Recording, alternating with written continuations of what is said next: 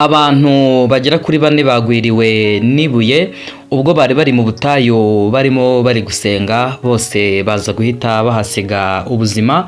Harimo umumama witwa Habyarimana Chantal ndetse n'umusore n'umukobwa, aho bivuga ko bavukana ari impanga, ndetse n'undi muntu umwe mu by'ukuri bivugwa ko akiri gushakishwa, we umubiri we utaraboneka. N'abantu rero bagiye gusenga, ariko bagiye gusengera mu ruzi, ariko harimo ngo ibuye baseseramo cyangwa se ahantu binjira nyine hameze nko mu buvumo. Hanyuma bagiramo bagasenga, bamara gusenga nyine birumvikana bagataha. Ariko abantu bajyagamo basimburanwa, ngira ngo amakuru ahari ni uko uyu munsi cyangwa se igihe ibi byago byabereye, hari abantu bagera kuri 30 bagendaga basimburanwa, bamwe bakavamo abandi bakajyamo. Byaje kurangira rero icyo kibuye kiguye kigwira abantu bagera kuri bane bose bahita basiga ubuzima, ariko umwe we ntabwo umubiri we uraboneka. Ngira ngo n'abantu bari gusengera mu mugezi cyangwa se munsi y'ibuye. Gusa nibyo dukunda kugenda tuvuga, gusenga ni byiza, ni ingenzi, ni umumaro ku babikora, cyane ko Pawulo yandikira Abatesalonike yaravuze ngo musenge ubudasiba. Gusenga rero ni byiza ndetse cyane, ariko bigakorwa mu buryo umuntu yagize n'ubwenge bwo kwirinda, kubera ko si byiza kujya ahantu ubona hari bushyire ubuzima bwawe mu kaga ngo nibyo biri buze gutuma Imana ikumva. Ibyo biba bimeze nko kwiyahura. Gusengera ahantu ntabwo ari ngombwa kujya ahantu ubona hashyira ubuzima bwawe mu kaga, kubera ko ntabwo Imana itwagwa n'amarangamutima y'umuntu ngo Mana ngo reba nibabaje, ngo nagiye munsi y'ibuye, ngo byagenze gute, ngo nuriye umusozi, ngo ndi gusengera mu mazi, ngo nibyo biraza gutuma Imana ikumva. Oya, siko biri. Gusenga bisaba kugira ubwenge, kuko ahantu hose wasengera Imana yakumva. Ariko niba ugiye mu butayu, nubwo uyu munsi mu gihugu cyacu cy'u Rwanda ho bitemewe, ariko ugomba no kujya ahantu ubona hatari buze gushyira ubuzima bwawe mu kaga. Aba bagera kuri bane rero bivugwa ko bagwiriwe n'iribuye. Ni ibintu byabereye mu gihugu cy'abaturanyi hano mu gihugu cy'u Burundi.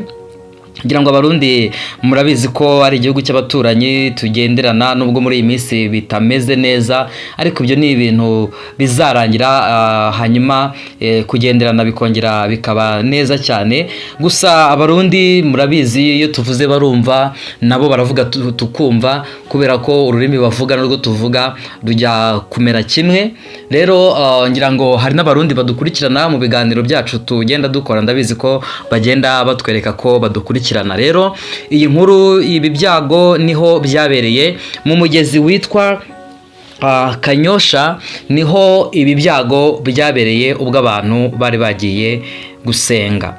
N'ahantu mu by'ukuri ubona ko hateye impungenge, kubera ko bajyayo, bamwe bakajya mu mazi, amazi akajya amanuka abagwa hejuru, bijyanye n'uburyo cyameze. Amazi nyine bari guhuruduka hejuru ku ibuye, akamanuka akabituraho, abandi bakajya munsi y'iryo buye bari gusenga. Kubera ko rero kujyamo bose bitakunda, ngo bagendaga basimburanwa, bamwe bakajyamo abandi bagasubiramo nyuma. ni uko nguko byabaga bimeze mu by'ukuri. Ngira ngo wenda abantu baraza kuduha ibitekerezo, abantu badukurikirana. Ese koko kugira ngo Imana ikunde yumve umuntu bisaba kwibabaza, cyangwa se bisaba kujya ahantu umuntu ashobora kuba yagirira ibyago, nicyo wenda cyatuma Imana ikumva? Ubwo wenda abantu baraza kutubwira uko babyumva.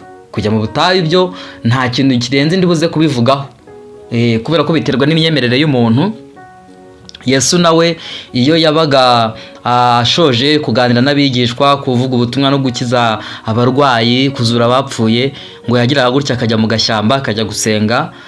Murabizi ko yegeze ajya gusenga mu gashyamba k'Igitsemani. hanyuma Bibiliya iravuga ngo icyo gihe abira ibyuya bivanze n'amaraso, ari nabwo yasengaga isengesho rivuga ngo data niba bishoboka iki gikombe kindenge. Yabivuze icyo gihe kubera ko yabonaga kubambwa ku musaraba, inkona zakubitwa, ibintu byose byamugiriwe agiye kubambwa, yabonaga nyine bikomeye, niko gusenga avuga ngo niba bishoboka iki gikombe kindenge. Murabizi ko Bibiliya ivuga ko yabize ibyuya bivanze n'amaraso ari mu gashyamba k'Igitsemane. Rero gusenga ubutayu byo nta kintu kirekire ndibuze kubivugaho, ariko se ni byiza ko umuntu ajya ahantu ashobora kuba yagirira akaga cyangwa se yagirira ikibazo ngo nibyo biri buze gutuma Imana yumva? Njye ntekereza ko atari ko kuri, kubera ko Imana yadutandukanyije n'ibindi biremwa byose. Imana irema umuntu, yamuremye mu ishusho yayo, imutandukanya n'ibindi biremwa, imuha ubwenge, hanyuma Imana ibwira umuntu ko agomba kubiyobora no kubitegeka. Rero sinzi ubwenge bwatuma ujya munsi y'ibuye kandi ubona rihanamye ngo kugira ngo Imana ikunde yumve. Uko siko gusenga. Uko siko gusenga, kubera ko gusenga kwa nyako ni ugusenga ukiranuka. Bibiliya iravuga ngo gusenga k'umukiranutsi kugira umumaro iyo asenganye umwete. Ntago Bibiliya ivuga ngo mujye munsi y'amabuye, mujye hehe ngo mukunde musenge, mujye mu mazi ngo nibwo nzabumva. Ahantu hose uri bugira hasengera kandi Imana ikakumva. Ariko nyine impamvu ndavuga ko ntarabitindaho bijyana n'imyemerere y'umuntu.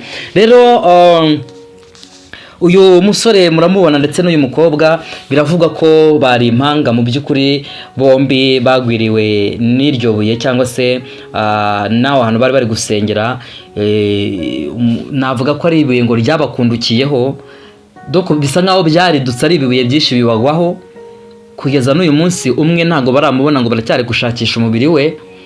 Ubwo bivuga ko habonetse batatu, uyu mwana w'umukobwa ndetse n'uyu musore, aho bivuga ko ari impanga, ndetse n'undi mu mama umwe witwa Habyarimana Chantal. Mu by'ukuri birababaje cyane, birababaje kuba abantu bavuye mu rugo bavuga bati tugiye gusenga, tugiye kwiyambaza Imana, bijyanye n'icyifuzo umuntu aba afite, noneho hita ukurura wumve umuryango wibarutse aba bana bombi b'impanga, ukumva ngo abana bawe baguye mu butayu bagiye gusenga. Ababyeyi murabyumva cyane, uhite ukurura wumve ngo umubyeyi yabyakiriye gute, yiyumvise gute. Mu by'ukuri ni ibintu biteye ubwoba cyane, ni inkuru ibabaje, ariko kandi nanone bibaho mu isi. Nuko bigenda nyine, isi ntabwo tuzayituraho gutyo gusa ngo duture nk'umusozi. Igihe kizagera nyine dutahe cyangwa se dusinzire ku bemera Kristo nk'umwami n'umukiza w'ubugingo bwabo. Bibiliya ivuga ko bazasinzira hanyuma bakazakangurwa mu gitondo cya kabiri cy'umuzuko. Ariko icyo mvuga hano ni iki, reka maze nihanganishe wenda umuryango w'ababuriye ababo muri ibi byago cyangwa se muri iyi mpanuka yabereye hariya muri uyu mugezi wa Kanyosha. Ngira ngo ni ugukomeza umuryango w'aba bana ndetse umuryango wa Chantal ndetse n'undi muntu utarabasha kuboneka, abo bose bakomere bihangane. Ariko kandi nanone icyo nshaka kuvuga nuko tugomba no kugerageza kwirinda aho tubona haduteza akaga, tukagerageza kugira ubwenge. Niyo mpamvu unasanga na leta yacu y'u Rwanda, hano iwacu mu Rwanda, zimwe mu nsengero zitujuje ibisabwa zagiye zifungwa. Havuga bati urusengero ruri mu manegeka, ruri ahantu rushobora kuba rwateza ibibazo abaje gusenga. Nyine biba bibabaje kumva ngo umuntu agiye gusenga apfiriyeyo. Ibi bintu nubwo byabaye mu Burundi, ariko siho gusa, murabizi ko no mu Rwanda naho hari aho twagiye tubyumva hatandukanye. Iyo mu majyaruguru hari aho twegeze twumva abantu bari gusenga, inkuba ibakubitira mu rutare cyangwa se mu buvumo. Iza Kanyarira hari abantu bagiye bapfirayo, ibyo turabizi. Urumva ko atari ibintu byoroshye mu by'ukuri, bisaba ubwenge, bisaba kwitonda, kubera ko iyo usenga udafite ubwenge n'ubundi nta kintu bimara.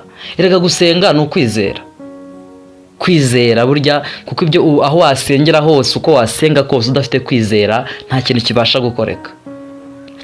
gukoreka. Ubwo rero nyaboneka mw'abantu mwe no kugerageza kwitwararika. Hari nabo twigeze tubona mu minsi yashize, ngira ngo ni mu gihe, nimba nibuka neza, ni mu gihe bafungaga isengero. Hari abantu bagize gutya rwose ngo bajya gusengera ahantu mu kibuti cy'inkoko, nimba babyita ikibuti simbyibuka neza, ariko bagiye gusengera ahantu nyine inkoko zirara, ahantu inkoko ziba, binjiramo barasenga, abantu bagera nko kuri za 80 basanga nimo bari gusenga. Ibaze nyine gusengera ahantu mu matotori mu mwanda ngo barimo bari gusenga Imana. Nibaza Imana bayambariza ahantu hasa nabi, Imana bayambariza ahantu hadafite isuku. Ibaze kuba wasize inzu yawe isa neza, ifite amakaro, isize irangi, harimo intebe nziza, ukajya gusengera Imana mu mwanda. Nyine utekereza ukibaza impamvu, ese baba batekereje ko ari bwo Imana iri buze kubumva cyane? Sinzi nyine ukuntu abantu babifata, wenda umuntu wese afite uko abyumva, ubwo muraza kuduha comment, ariko ntekereza ko buriya Imana igomba gusengerwa ahantu hasa neza, hafite isuku. Leta yacu nitubwira gukubaka insengero tukazirimbisha, ntago baba bagize nabi. None se utaha mu nzu y'amakaro, utaha mu nzu nziza, Imana inzu yayo irasa nabi, irimo umusaka, si ibyo bintu urumva biba bikwiye koko? Rero nyaboneka dukwiriye kugerageza kwirinda, kugira ubwenge, kumenya ahantu umuntu asengera hariho, niba nta kibazo gishobora kuhavuka, kugira ngo umuntu abashe kwirinda. Kuko kumva ngo umuntu yagiye mu butayu agwayo, wenda abantu bafite ukwishi babyumva, ariko reka nse nk'ubibariza ikibazo, wenda muraza kudusubiza muri comment. Ese umuntu wagiye mu butayu gusenga akagwayo agapfirayo, singitanga ijuru, nta nubwo ari mwe muritanga, ariko se Imana ibyakira gute? Reka mvuge gutyo. Hari uwahita yibaza ngo ese ubu bazajya mu ijuru cyangwa bizagenda gute, cyangwa bariyahuye? Hanyuma ubwo buri wese afite uko abyumva, ariko ni byiza ko umuntu agomba kujya asengera ahantu abona hatari bumushyire mu bibazo. Wenda urugero, ushobora kujya gusengera mu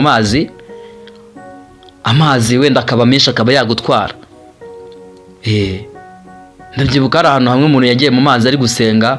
Murabizi ko hari ahantu mu mazi nyine usanga amazi areka ari menshi mu ruzi, ugasanga ari ahantu hacukutse amazi arekamo, abantu bakajyamo bagasenga. Hari abigeze bajyamo rero barasenga, hanyuma ahantu urwo ruzi rwaturukaga imvura igwayo, ariko aho bari gusengera imvura ntiyahagwa. Noneho mu gihe bari gusenga bafashijwe, bari muri za haleluya z'umurambararo, bagiye kubona babona umuvumba w'amazi mabi, nyine kubera ko uruzi ruguru rwaruzuye ntibabimenya. Uretse ko kubw'amahirwe nta wapfiriyemo, ariko icyo gihe urumva ko amazi yari bubatware n'umuvumba n'iki byose, uruzi rwuzuye, bahise bavamo birukanka, ariko uruzi nyine ruhita rwuzura. Niyo mpamvu mu by'ukuri ngewe ku rwanjye ruhande ntekereza ko gusenga, umuntu akwiriye gusengera ahantu abona hatari buze kumushyira mu bibazo, ntakururwe n'ibindi, kubera ko nababwiye ko Imana itagira amarangamutima, ngo ikururwe n'amarangamutima, ngo ubwo ngiye gusenga Imana nuriye igiti, ngo ahari ngo Imana iraza kunyumva cyane. Ni uburenganzira bwawe gusengera aho ushaka, ariko reba ahantu ubona hatari buze gushyira ubuzima bwawe mu kaga. Ntekereza ko aricyo kintu cyiza. Wese ugiye munsi y'ibuye, ibuye rirahanamye, ugiye munsi yaryo, ushobora kugira gutya rwose ibuye rikaba ryakugwira, nk'uko byagenze kuri aba bene data baguye hariya muri uyu mugezi wa Kanyosha. Ngayo nguko rero, ndabashimiye cyane. Hanyuma kandi nanone ubutumwa burimo hano ngira ngo nubwo kwirinda ndetse tukarinda n'abandi. Niba umuntu ubona agiye gusengera ahantu ubona hamushyira mu bibazo, mubwire uti rwose aho hantu urabona ni habi, utaza kunyerera ukavunika, ikanyarira. Hari uwegeza aho ukaranyerera ku ibuye, aragendagwa nko muri metero 20 basanga umuntu yumye yashizemo umwuka. Kubera iki? Kubera ko yasengeye doko yagiye ahantu hameze nabi. Kwiherera ni byiza. Indirimbo ya 50 mu gushimisha, mu gakiza, nimba atari mu gushimisha, iravuga ngo nimuze mwenyine twihererane, musanga ahantu hatari abantu. Kwihererana n'Imana ni byiza pe, ariko ahantu hose burya wahihererera, n'imbere y'igitanda cyawe burya aho uryama wahapfukama ukiherera, ukabwira Imana ati Mana ninjye nawe umbabarire unyumve. Ushobora kujya mu rusengero, ushobora kujya mu cyumba cy'amasengesho ukicara ugasenga. Ngayo nguko rero. abagize ibyago mwese rero ndabihanganishije, ahari hari benshi badukurikirana batameze neza ku mpamvu z'ibibazo bitandukanye, ndetse n'abarwayi nabo turabasabira ku Mana kugira ngo Imana iborohereze kugira ngo ibintu byose birusheho kugenda neza. Hanyuma rero ntugende udakoze subscribe kugira ngo inkuru zacu n'ibiganiro bijye bibasha kukugereraho igihe nta kibazo n'iki na kimwe. Ngira ngo wenda ibi byago byabaye kuwa kane hari nijoro, ngira ngo kuwa kane ubwo nimba mbyibuka neza ari nko ku itariki 13 gutyo, byabaye kuwa kane nijoro nibwo aba bantu bagwiriwe n'iki kibuye barimo bari gusenga. Bari abantu bagera kuri 30 ariko 4 bahise bapfa, gusa bose ntibagiraga muri rimwe ngo bagendaga basimburana biza kurangira rero bamwe muri bo bagera kuri 4 ubwo hari wenda nibo bari bagezweho kwinjiramo barimo bari gusenga. Rero ikibuye kigira gutya gihita kibagwaho, urumva ko atari ibintu byoroshye, bapfuye rwose urupfu rubabaje cyane ndetse ruteye ubwoba. Kugwirwa n'ikintu cy'ikibuye wakibaza ngo ese niki cyatumye bikunduka nyine bikariduka bikabagwaho, ntawuzi impamvu ariko nyine byarabaye. Imana ibaheruko ridashira, ndetse n'umuryango w'ababuze ababo, iyi miryango yihangane bakomere, nta kundi byagenda. Ndabashimiye cyane rero, dukomeze tubane mu nkuru zacu, kandi rwose kuduha comment ni byiza kugira ngo tubashe gukomeza kubana mu biganiro byacu bikurikira. Mwari kumwe na Dani, ndabakunda cyane.